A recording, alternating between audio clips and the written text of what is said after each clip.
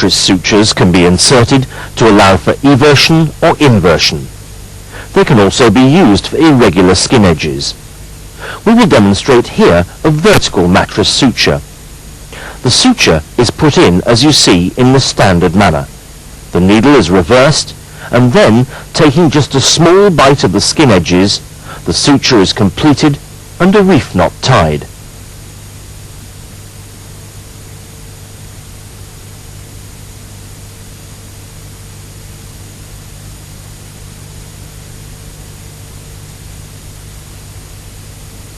A second vertical mattress suture is inserted. The suture is placed.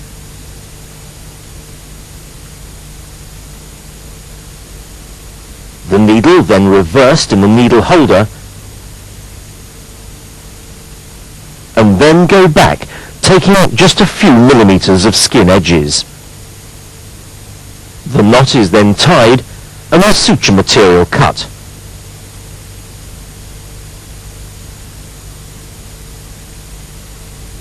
Let's insert just one more vertical mattress suture, in at right angles.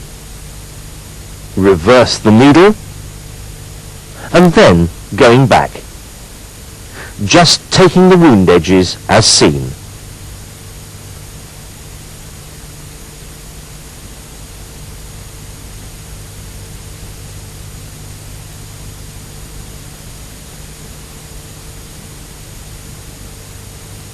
We will now demonstrate the horizontal mattress suture. The initial suture is as before. Again, reverse the needle in the needle holder, but on this occasion move slightly horizontally and go back to the other side of the incision in a similar manner. One can see very clearly why this is called a horizontal mattress suture. Once again, the reef knot is tied in the standard manner and the suture material cut.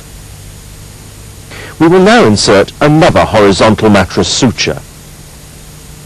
The suture is inserted in the standard manner. The needle reversed, and then returned to the opposite side of the wound, parallel to the initial traverse.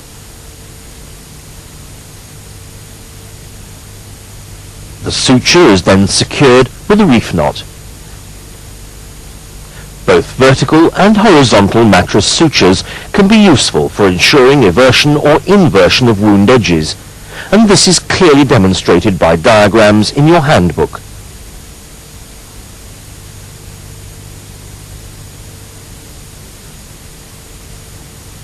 The difference between the vertical mattress suture and the horizontal mattress suture can easily be seen in this demonstration.